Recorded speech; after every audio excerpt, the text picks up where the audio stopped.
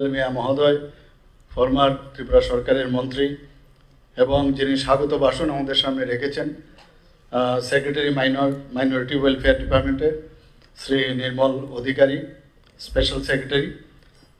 তাছাড়া এখানে যারা বেনিফিশিয়ারিরা আজকে এখানে উপস্থিত রয়েছেন এবং ডিস্টিংগুইশড গেস্ট, বিভিন্ন কমিউনিটি লিডার্স এবং মাই ডিয়ার স্টুডেন্টস, বিশেষ করে যাদের কারণে এখানে আমার মনে হয় একটা নতুন একটা পরিবেশ এখানে তৈরি হয়েছে ওনাদের উপস্থিতিতে, এবং আমার প্রিয় সাংবাদিক বন্ধুরা, সবাইকে আজকে যে এই অনুষ্ঠানে উপস্থিত থাকার জন্য আমার আন্তরিক শুভেচ্ছা ও ভালোবাসা এবং অভিনন্দন জানাচ্ছি। আজকে সত্যি আমার খুব ভালো লাগছে এখানে এসে, যে এত সুন্দরভাবে আমাদের যাদের কথা আমরা খালি বলি, আমরা অ্যাকচুয়ালি এটাই নর্মাল যে আমরা এইভাবেই সবাই একসাথে আমরা থাকতে চাই।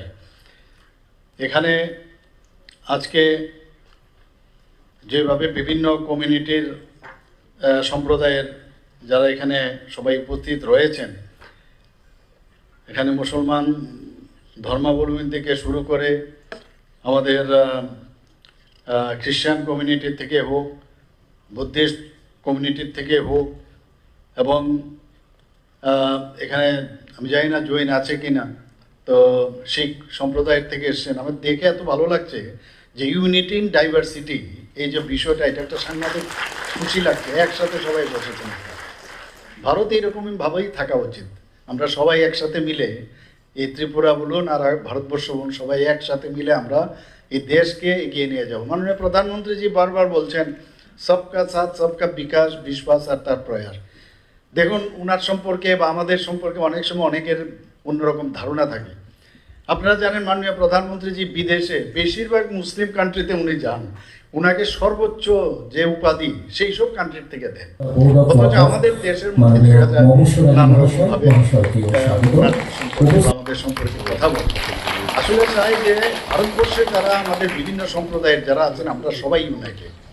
এখানে বাইরের থেকে কেউ যদি এখানে ঢুকতে চায়, সেটা আমরা বাধা দেব। কোনো অন্য বাইরের থেকে কোনো অন্য পদে দেশের থেকে ভারতবর্ষের যারা আছেন তারা আমাদের, আমরা সবাই একসাথে মিলে এর মধ্যে মানে প্রশ্ন থাকতে পারে। এই জিনিসটাই মাননীয় প্রধানমন্ত্রী বারবার আর বিভিন্ন কথায় বোঝানোর চেষ্টা করেন। আমি বলবো যে আমাদের আপনারা আমাদের সবাই মিলে যদি একটা দৃষ্টিভঙ্গি নিয়ে, আপনার যার যার ধর্ম থাকবে এবং প্রতিটা ধর্মের প্রতি আমাদের সম্মান থাকবে।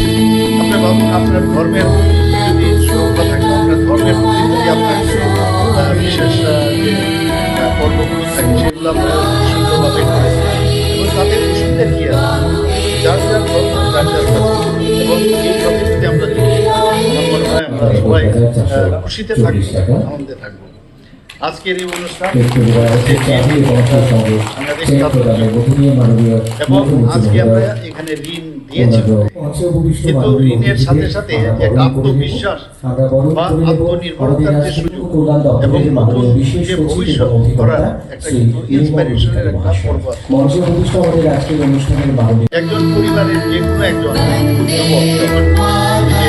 যে ব্যবসা করবে, আজকে গভর্নমেন্ট থেকে সাহায্য করে সেই নিশ্চয়ই সামনের দিকে এগিয়ে যাবে। একজন ছাত্রী আর্থিক সহায়তা পেয়েছে, সে ডাক্তার হবে, ইঞ্জিনিয়ার হবে। আমি শুনে আজকে খুব ভালো লাগলো আমার, যে আমাদের জসিমউদ্দিন সাহেব আমাকে রিপোর্ট দিয়ে বললেন যে এখন পর্যন্ত মেডিকেলে 54 স্টুডেন্টকে লোন দিয়েছে। শুধু তাই নয়, 5 লক্ষ, আগে 5 লক্ষ ছিল, 10 লক্ষ টাকা করেছেন। মাঝে মাঝে আমাদের